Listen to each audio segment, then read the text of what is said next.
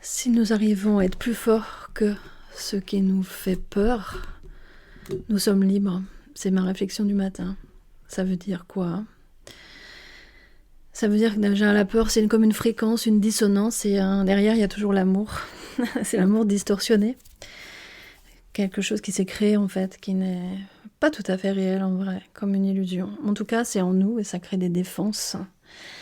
Et s'en rapprocher, ça demande du courage, et ça permet de le dissoudre. Donc, ça veut dire, déjà, s'en rapprocher, ça peut dire aussi amplifier son énergie pour pouvoir le dissoudre, et que justement, si on est plus fort que cette peur, quelque chose va se transmuter dans la lumière, on pourrait dire, dans l'amour, le feu de l'amour.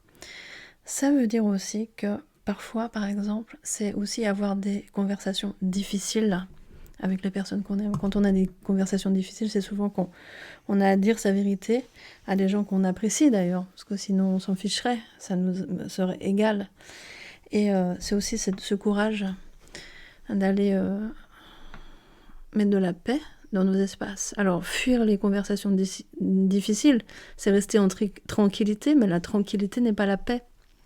La paix intérieure, c'est quand, parce que ça met à l'écart, mais en fait, c'est toujours dans le champ. Oser aller voir ce qui est caché, ce qui est pas dit, ce qui nous active, ce qui nous blesse, qu'est-ce qui met en réaction dans une relation, ça demande du courage. Et simplement, oser le faire en libre et rend la relation libre. C'est-à-dire ne va pas...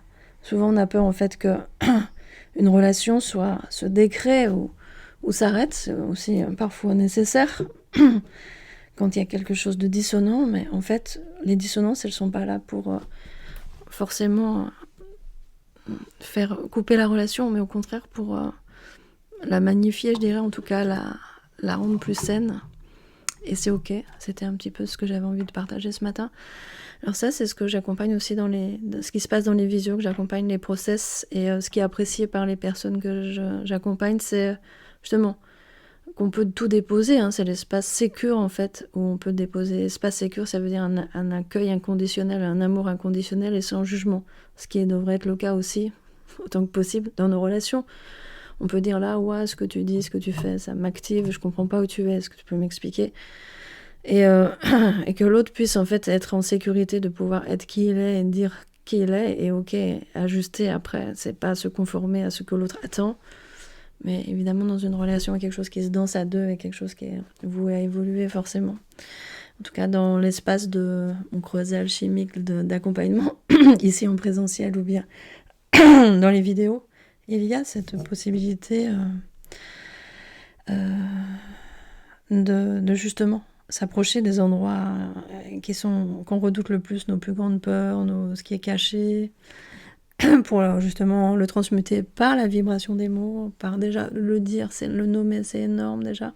Pouvoir être accueilli avec ça, ça fait déjà un travail de se sentir accueilli, c'est pouvoir aussi s'accueillir soi-même. Et peut-être avec quelqu'un d'autre, justement, comme quelqu'un qui accompagne, il y a un autre regard, il y a une autre façon d'alchimiser. Moi, je le ressens énergétiquement, ce qui se passe, et on va le transmuter par les mots, une autre vision, et puis vibratoirement. C'était simplement ce message que j'avais envie de partager ce matin. Oser aller voir qui on est vraiment, c'est se rapprocher de sa vérité et de qui on est soi-même, et plus tu es toi, plus tu sers le monde, plus tu es en phase avec la vie, et plus tu reçois aussi. C'est aussi pour toi que tu le fais, bien sûr, pas pour l'autre, pour être en plus harmonie, plus en phase avec la vie que tu es. Et la peur, tout ça, c'est quelque chose qui est éloigné de toi-même, en fait, ou t'es éloigné de la vie ou de l'amour. Et simplement, n'ayons pas peur de ces mots-là. Et rapprochons-nous de notre essence même, en fait. J'ai la joie aussi de te partager ça. J'ai mis en ligne sur une plateforme un mindset que j'ai appelé 717, qui est justement d'aller pouvoir manifester, créer ce qu'on a envie de créer et pour soi. Et c'est très soutien. Dedans, il y a à peu près 2 heures de vidéos, des techniques, des pratiques, des méditations, des guidances. Et aussi un contenu donc sur 21 jours de contenu. C'est très précieux. Et si tu as envie d'y accéder, je mettrai le lien prochainement dessous. Sinon, tu peux me demander en MP ou sur Messenger ou par mail et je t'envoie la page pour accéder donc à ce